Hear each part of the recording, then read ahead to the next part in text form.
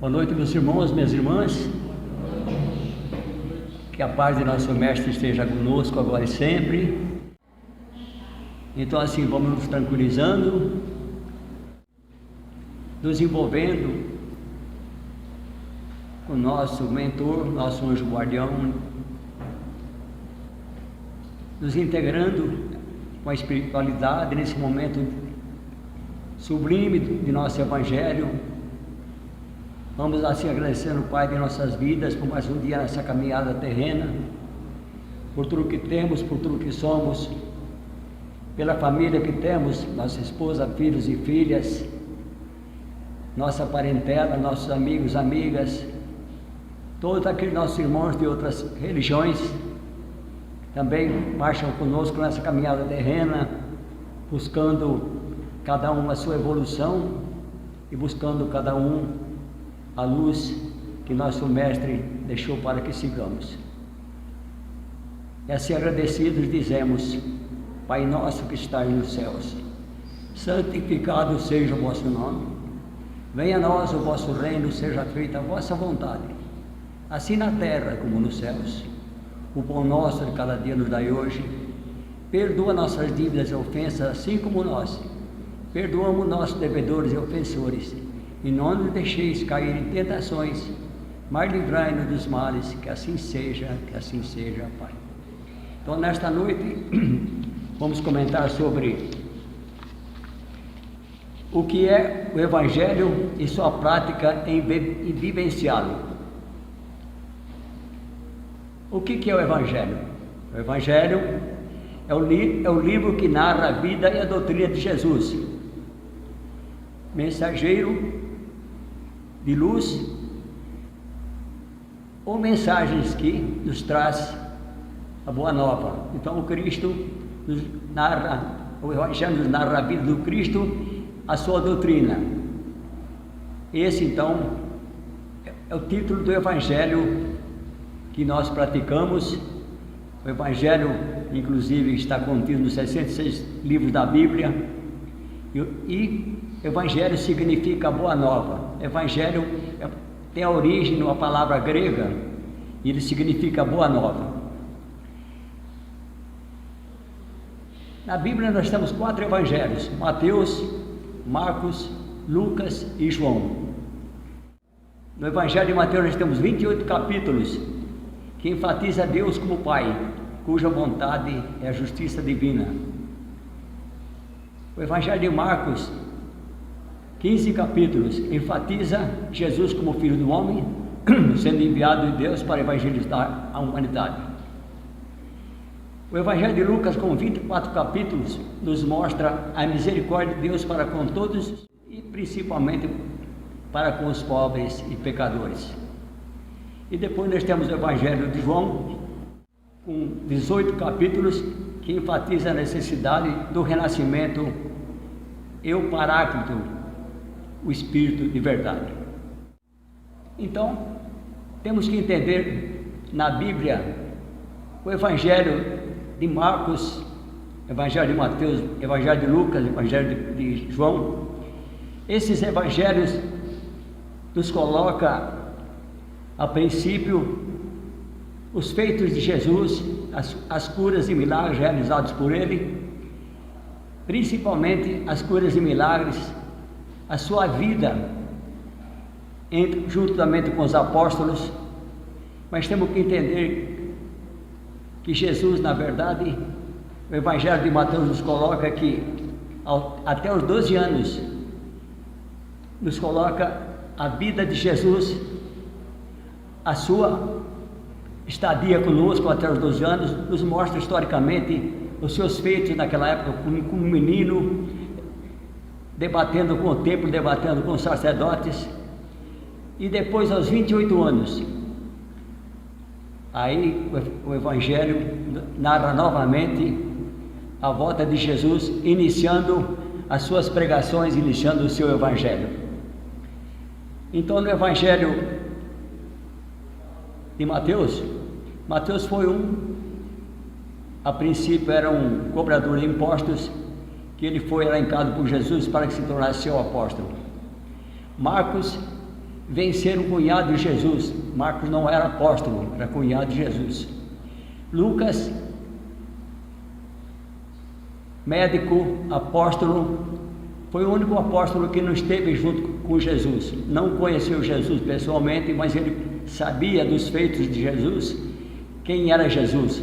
E quando ele procurou estar junto de Jesus, Jesus há pouco tempo atrás teria sido crucificado. Marcos era um excelente, o Lucas era um excelente médico que procurava, acima de tudo, a aproximação com os pobres, os estropiados, os doentes. Alguém já leu a história de Lucas aqui? Lucas Lucano, médico de homens e de almas. Gente, leia esse livro, é fantástico. Nos mostra a história desse apóstolo. Esse apóstolo que era de origem grega. Esse apóstolo foi uma pessoa fantástica. Então, Lucas, como que Lucas escreveu o Evangelho? A história de Jesus, os feitos de Jesus, ele se baseou nas palavras de João e de Maria, sua mãe. Então, todas as informações sobre Jesus, ele colheu com João e colheu com Maria, sua mãe. Então, o Evangelho, o que representa na nossa vida? O Evangelho, ele nos norteia o caminho que temos que seguir, o comportamento que temos que seguir. Dentro desses 4 evangélicos, que nem eu disse, somente um capítulo narra sobre as bem-aventuranças, que é o capítulo 5 de Mateus, no qual, dentro desse capítulo, o Espírito de Verdade, quando foi feita a codificação a partir de 1865, no livro Evangelho segundo o Espiritismo, esse Evangelho foi escrito, foi ditado pelo Espírito de Verdade, ou seja, uma pleia de espíritos que acompanham o Espírito de Verdade, que ditaram o Evangelho a Kardec. E o Evangelho segundo o Espiritismo, na verdade, a maior essência dele é mostrar exatamente as bem-aventuranças. O Evangelho segundo o Espiritismo não fala da vida de Jesus, não fala dos milagres, mas fala dos seus ensinamentos para que pudéssemos buscar a nossa cura, para que pudéssemos buscar a nossa perfeição, ou seja, até a nossa felicidade, embora ele mesmo disse que neste mundo não temos a felicidade, não é completa, mas Jesus, dentro dos evangelhos ditados pelo Espírito de Verdade, ele nos coloca essa importância de seguirmos os evangelhos, os capítulos do Evangelho segundo o Espiritismo. O Evangelho segundo o Espiritismo também é um livro não somente para os espíritas. O Evangelho segundo o Espiritismo, ele é um livro para os cristãos, para todos aqueles que são cristãos. O Evangelho representa como seguir, como buscar os conhecimentos e como vivenciar cada Evangelho. Por exemplo, no capítulo 5 do Evangelho, bem-aventurados aflitos. Quem são os aflitos? Aflitos somos todos nós, uns mais, outros menos. Então todos nós temos as nossas aflições. Às vezes a pessoa é muito rica, muito saudável, super aflita. Às vezes a pessoa é muito pobre, muito doente e não tem aflições. Ele se contenta com aquilo que tem mais tranquilidade na vida. E entre esse meio aqui estamos nós, uns mais, outros menos, temos as nossas aflições. Então, no capítulo 5 do Evangelho, a gente busca lá o que são as aflições, causas anteriores das aflições, causas atuais das aflições, causas anteriores das aflições, são situações anteriores que nos envolveram, que agora nós estamos respondendo nessa encarnação. e causas atuais das aflições, são situações que nós, nesta encarnação, nesta caminhada, nós causamos os conflitos que vêm assim nos causar as aflições. Bem-aventurados os pobres espíritos. Que são bem-aventurados os pobres espíritos? Pobres espíritos são aqueles que aceitam o Evangelho, aqueles que buscam o conhecimento do Evangelho, têm a humildade de conhecer o Evangelho e vivenciá-lo. Às vezes eu sou uma pessoa de muito conhecimento, muito importante, eu não ligo para o Evangelho, não dou satisfação, não quero conhecer, ou seja, não me preocupo com o Evangelho. Acontece que todos teríamos que buscar esse ensinamento de Jesus e ter a humildade de sermos pobres de espírito, para que possamos aceitar o seu Evangelho. Infelizmente hoje, devido a esse egoísmo que o homem tem em não aceitar o Evangelho, a gente vê em muitas situações as reuniões com governantes, com presidentes de países, a gente vê aquelas pessoas reunidas e a gente não vê ninguém falar sobre Deus, ninguém agradece a Deus, ninguém comenta sobre Deus. Então, infelizmente, o Evangelho não faz parte ainda daqueles que governam as nações. Muitos que governam as nações ainda não conhecem o Evangelho.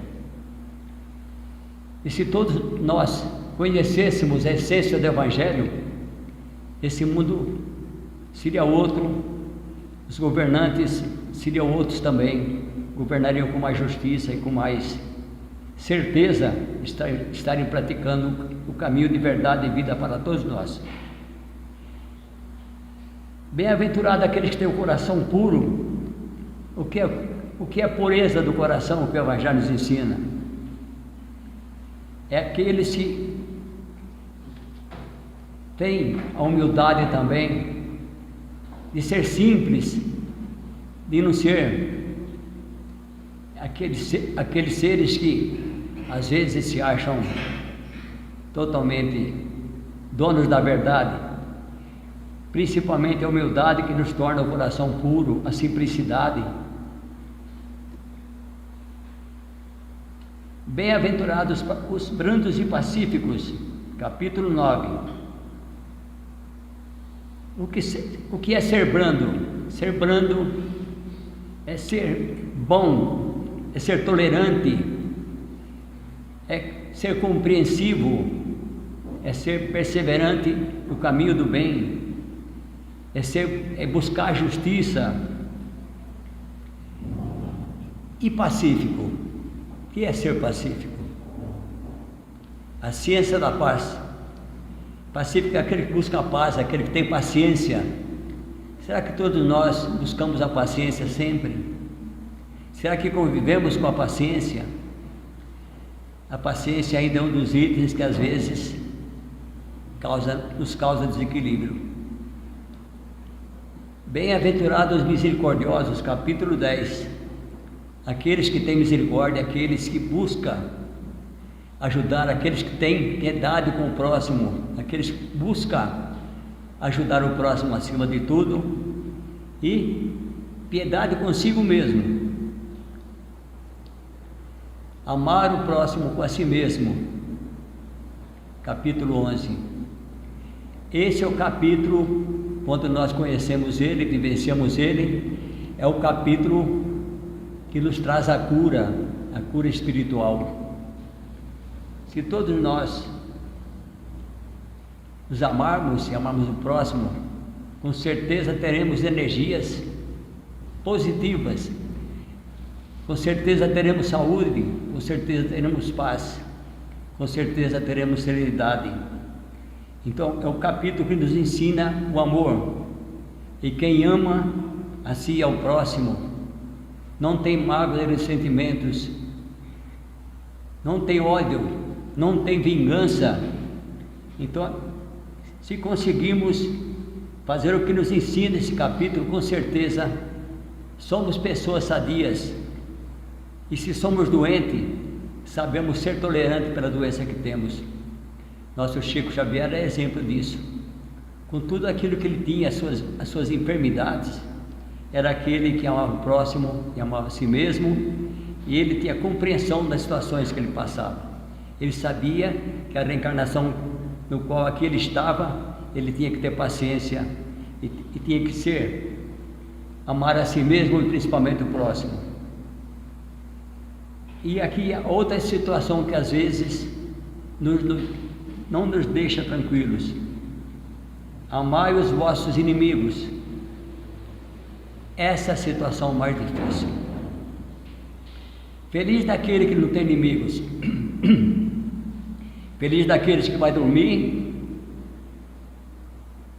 dorme tranquilo, não tem sonhos, dorme tranquilamente, porque sabe que não tem inimigos. E se tiver, às vezes ele ignora. A pior coisa que tem nessa caminhada nossa, nesse planeta, é termos inimigos. Quando temos inimigos, não vivemos tranquilos, vivemos perturbados, vivemos preocupados. Então, isso que nos ensina o Evangelho segundo o Espiritismo, que eu disse no capítulo 5 de Mateus do Evangelho da Bíblia, contido na Bíblia, temos lá também as bem-aventuranças. Esse trecho que eu estou citando aqui, desenvolvido pelo Espírito de Verdade.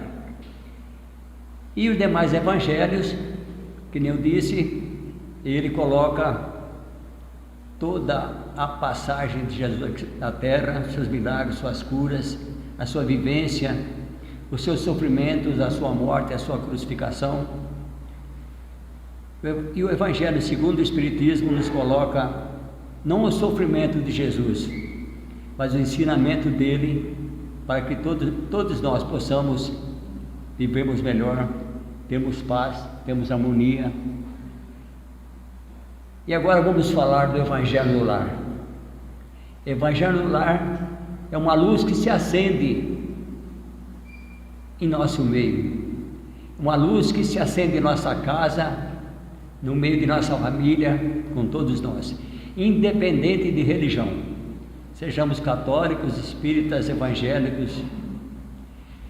O Evangelho no Lar é a necessidade de todos nós. Por quê? O Evangelho nos traz a paz, nos traz a harmonia, nos traz para que possamos refletir as reflexões da vida. Então, o Evangelho no Lar, uma das coisas que a doutrina espírita prega para todos nós que estão em tratamentos: vocês fazem Evangelho no Lar? Todos aqui fazem Evangelho no Lar? Todos? Muito bom. Então, Evangelho no Lar, para aquele que não faz Evangelho no Lar ainda, daquele prospecto que nós temos na casa, no horário, lá tem todo o procedimento, toda a diretriz do Evangelho no Lar. O que é o Evangelho no Lar, na verdade? Temos que escolher um dia da semana, em determinado horário, juntamente com a família, de preferência, os filhos, a esposa. Se tiver alguém nos visitando também, abrimos o Evangelho, pedimos licença para aqueles que nos visitam. Temos o costume de fazer a prática do Evangelho no Lar. Somos espíritas, ou somos católicos, ou somos evangélicos, mas nós fazemos o Evangelho no Lar. E como fazer o Evangelho no Lar? Se lê um trecho do Evangelho, se comenta aquele trecho do Evangelho, sem criar polêmica, porque às vezes a pessoa lê um trecho do Evangelho e fala: isso serviu para mim. Aí o outro fala: serviu para você. Aí começa a discussão, começam as acusações. Não, o Evangelho é para confraternização, ou seja, se eu tenho minhas falhas que o Evangelho me apontou naquele momento, então a partir daquele momento, vou começar a me redimir. Esse então é o caminho que nós temos que seguir. Então, abrimos o Evangelho de uma forma seguida dos seus capítulos, lendo um tema do capítulo, não ler o capítulo inteiro, ler o tema do capítulo, que é importante, porque cada capítulo tem diversos temas, né? E cada tema específico tem mostra a sua importância. Então, ler um tema do Evangelho, coisa de 5, 10 minutos, se faz um comentário, independente de eu falar que serviu para mim ou acusar serviu para você, é melhor ficar em paz, guardar para mim aquilo que eu li, aquilo que eu aprendi naquele momento. E também, depois que fazemos a leitura do Evangelho, fazemos comentários, muitas pessoas pensam, poxa, será que pode acontecer baixar espírito, algum envolvimento? Não, se nós fazemos o Evangelho do Lar de uma forma disciplinada, não vai acontecer de incorporação de espíritos. Se a gente já sabe que pode acontecer alguma incorporação de espírito, a gente precisa ter cuidado com isso. Aquela pessoa que às vezes incorpora espíritos, né? Traz ele para a casa espírita para que ele seja disciplinado, passe por tratamento, mas não é normal incorporação de espíritos na hora do nosso Evangelho. Então, depois que fazemos o Evangelho, fazemos uma breve reflexão, alguém faz uma prece de encerramento, vibrando principalmente pela família, pelo município, pelo nosso estado, pelo nosso país, pelo nosso planeta, principalmente porque todos nós, nosso lar, nosso município, nosso país, nosso planeta, todos nós precisamos de prece, todos nós precisamos de equilíbrio. Então, o Evangelho, o procedimento dele é esse, é buscar na prece ajuda e a paz para nosso lar e para tudo aquilo que fazemos parte de nossa vida, começando por nosso planeta, que é a nossa casa maior. E depois disso, na hora das nossas orações e prece, a importância de colocarmos um jarro com água sobre a mesa, e todos nós temos o poder de fluidificar essa água. Muitos acham que é só a casa espírita que fluidifica a água, só a igreja. Não, todos nós. Se nós temos a prece que nos auxilia, então nós temos o poder de energias que podemos levar essas energias no jarro d'água, a família unida com bons pensamentos, nós podemos fluidificar aquela água, fazendo com que ela se torne remédio, fazendo com que ela se torne alimento para todos nós. Cada um toma um pouquinho daquela água, o que sobrou coloca lá no pote, na talha, aquela água fluidificada. Eu disse aqui a prática do Evangelho do Lar, de preferência uma vez por semana, no horário, sempre no mesmo horário. Por que sempre no mesmo horário? Porque a espiritualidade, quando nós começamos a fazer o Evangelho do Lar, a espiritualidade também está conosco. Além disso, tem muitos espíritos necessitados, que necessitam do Evangelho, eles vêm participar conosco também, eles vêm nos ouvir. Eles vêm ouvir aquilo de bom que nós podemos falar sobre o Evangelho. Então o Evangelho do Lar tanto serve para a gente, nossa casa, nosso lar, nossa família, como espiritualmente também ajuda aqueles que necessitam. Então o Evangelho no Lar podemos fazer, como ele disse, um dia específico, mas podemos também, e se nós fizermos o Evangelho no Lar todo dia, o que vocês acham? Podemos fazer também. Então, meus irmãos e minhas irmãs, esse foi o Evangelho de hoje. Obrigado pela atenção de vocês. E quem não faz o Evangelho ainda faça. As vibrações de 22 horas pode se fazer com a família também. Chama a família de vocês todo dia. Se fazemos o Evangelho uma vez só por semana, vamos fazer todo dia as vibrações das 22 horas. E assim vamos nos tranquilizando, levando nossos pensamentos a Deus nosso Pai maior, a Ti, Jesus, onde se encontra, irmão querido, nos ilumine nessa caminhada, mostrando novos caminhos de luz para que possamos caminhar na paz, na harmonia, nesse planeta querido, para que possamos a cada dia em nossas vidas estamos fortalecidos, para que juntos possamos ir modificando esse planeta, para que juntos possamos transformar esse planeta querido, um planeta de regeneração, buscando a paz, buscando a harmonia, porque nos dias de hoje só se vê violência, desastres, tempestades, maremotos, ciclones. Pai querido, nosso planeta Terra está sofrendo. Ilumine e ampare aqueles que passam esse momento difícil em suas vidas, com as tempestades, com as enchentes. Ilumine todos aqueles que não sofrem essas situações atualmente, mas que possam assim vibrar por aqueles que sofrem.